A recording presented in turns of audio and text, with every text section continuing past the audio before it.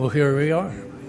Yeah. We're sitting upstairs being casual at the Soulard Blues Festival. And I'm sitting here interviewing Mr. Derek Morgan, fine bass player. He's a blues bass player. Very much. Can't confuse him with being a jazz player.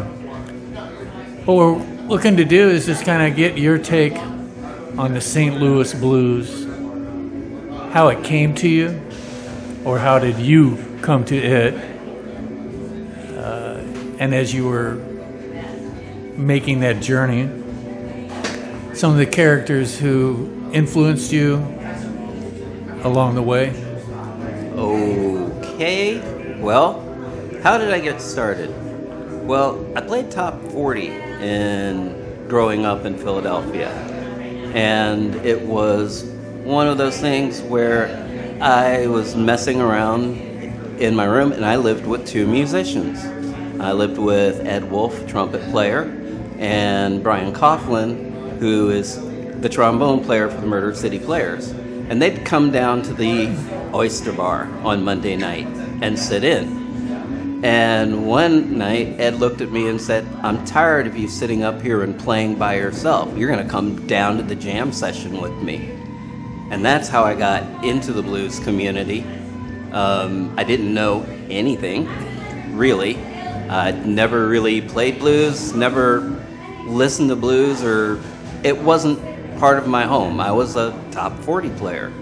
And then all of a sudden, I'm up there on stage with some of St. Louis's finest musicians, and I'm scared to death. But Art Dwyer and Kirk Grice in particular, since Soulard were the hosts, they'd always look at me and say, "Come back.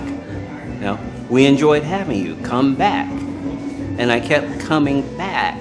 And no matter how bad I messed up, it was always, "Come back." And I started listening to them. I got to hear Darius Montgomery, the late great Darius Montgomery, who was the busiest blues player, bass player I've ever heard, but he always made it work. And I was amazed at that. And I met Gus Thornton, the great Gus Thornton, and other jam sessions always. "Glad to have you. You played good. Come back. Come back." And actually, that's interesting because that at the Oyster Bar, that is the Soulard Blues Band. Yes. Obviously named after the Soulard area, which we're in right now. What was that, late 70s, early 80s? Mid-80s. Mid-80s. At that time, there's a percolating blues scene all around, but primarily a lot going on in Soulard. Soulard was the blues place. And that would have been Mike and Min's at that time? It was Mike and Min's, it was Molly's, it was 1860s, it was the Grizzly Bear. There were just, any night you could walk up and hear 5 different killer blues bands on weekends. So that would have been the St. Louis University of Blues at the time. Pretty much. Now I'm a graduate. So you started out with the jams and then ultimately ended up with a band? With Mojo Syndrome, Eric McSpadden, who...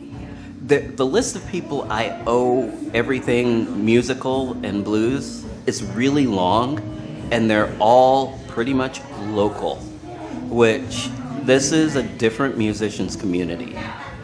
I've been other places, and it's one big competition. Here, it isn't. Here, it's like, yeah, we want you to get better. We want you to get better. Keep playing, and the way you get better at music is you play with people who are better than you. Absolutely. And playing things that you've never played. You're not even familiar with it because exactly. It's a blank slate. Yeah, that's going to be on display this afternoon, too. I'm playing with Sharon Bear. Well, there you go. So. But she's switching from bass to guitar then, right? Yes, so she you'll is. be playing bass as yes, well. she is. Who else was in the Mojo Syndrome band at that time? Well, we started off with Raul Consuegra and Dan Duntz and Ray Greenfield, who played with Johnny Johnson. And that was our band, and we wound up somehow being the Sunday band. And then when Raul got a job out of town, Bobby Nickerson left Rondo's Blues Deluxe and joined the band. And that was an experience. That was learning a lot on the fly and learning how to make things fit and sound good.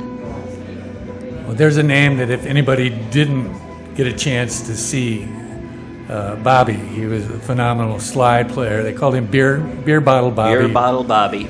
He played over the top, more like a dobro player. Yeah. But he played over the top, but yeah. What a monster player. He was, but the one thing, people are like, man, he is such a killer player. I said, yeah, but the thing about Bobby is he loved to play rhythm guitar. And it was absolutely awesome. We had 2 guitar players. So Bobby would be just very happy to sit back and lock with the rhythm section, lock with me. We'd echo each other's lines. He'd do something a little different and I'd match him. And, he loved to play rhythm. That's really not uncommon for guitar players because they are too busy always being the lead guy, and they hear the rhythm, and when you let him loose, like Rich McDonough is like that too. Oh yeah, he likes to play rhythm. Yeah, and just to change it up, but he hears a lot of things that could be there, should be there, maybe for himself. But yeah, that's not an uncommon situation. So from there, did you end up doing more than clubs, recordings, traveling with any of the other characters, cast of characters? I actually really didn't travel much. I'm a day job guy, so my time to play music is kind of limited. But I loved playing, and we'd go to festivals. I'd get hired to go with like Rich. The last band I played with, in fact, was the Green McDonough band until that, broke up. But it was fun being part of a band. And I've been playing with Eric McSpadden since the Mojo Syndrome days. And there are bass players who have taught me a lot about playing bass. But there are 2 individuals who have taught me more about playing in a blues band, playing bass in a blues band. And that would be Kirk Grice and Eric McSpadden. Kirk taught me space, because some nights at Soulard, we would have a full horn section. And I'd start to throw in something on a solo, and Kirk would look at me and go, no, not here. Said, let the horns have it. And so that concept of space I've always been conscious with. And then Eric's favorite saying is, blues is simple, it ain't easy. And that's true, because when things are simple, sometimes you go to sleep, you lull yourself to sleep. And I've always said my superpower as a bass player is I can play the same thing over and over and over again without getting bored and without losing that feel. And that's the truth. That's the truth, because for so many people, just playing something simple is the hardest thing that they've ever done in their life. And have you played with keyboard players? Yes. Because that's an education in itself, because they were playing a bass line with their left hand. I played with Johnny Johnson. Well, there you have it. There was the left hand. Was the left hand of God. Because again, that's something when you're playing with a keyboard player, you have to alternate what you're doing, so you're not duplicating what they're doing, but complementing it. And you're not stepping on what they're doing. And they stay out of your way too. They leave space there. Once they know where you're going to be, they can work around that. And so that's been my entire philosophy: is there's stuff I can always add in, but I take the opposite approach. Well, I take that's stuff it. out. And the reason that they like what you're doing is to you nailed it earlier. It was just stay in the same pocket, right? Yeah, that's it. It's all about pocket, John. It's just like the drums. It's man. all about stay pocket. right there in the pocket, and everything. This picture will come together. When you lock with a drummer in a nightclub, all right, you're playing, and you see heads bob, hands tap the table, toes tap, and just remember, none of that happens without one of your fingers moving. The band is attached to your fingers. They go nuts for the singer, guitar player, harmonica player, but they're attached to your fingers. I got it, man. It's a seamless bottom, and I'm telling you, that's when I see you smile. Okay, when you know you got it, you got that groove going. Yeah, I feel it. You know, I get chills down my spine in the middle of playing a simple bounce like Dust My Broom, but it is so locked. I mean, it's one note. One very good note, as Oliver would say. But perfect time, and you're locked with the drums, and, you know, you just feel the vibe in the club, and, you know, it just gets good to you. Have you had the opportunity to record with any of these individuals?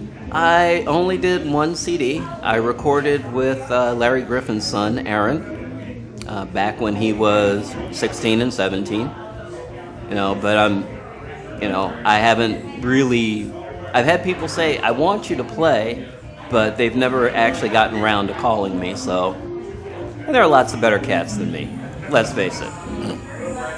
Well, that'll never change. Nah. But, you know, everybody's growing, and we're all moving at the same speed in life. He has to play in 10 minutes. All right. Well, knowing what you know now, where do you want to take your musical adventure? Well, I'm retiring from my day job in 3 years. Hoping to pick up an upright. And I'm hoping to take some theory classes. And then I'm hoping to go to France and teach people how to play blues bass. The upright is a good one. It's a totally different animal. I know. Totally different animal. But you know, you don't need electricity. The way the world's going, we might not have electricity, but there will be bass. Yes. And it'll be Derek Morgan on that bass. Probably in St. Louis and probably in the Soulard area. So if you want to catch some real good blues, Derek Morgan's the name. Bass is his game. Thank you, John.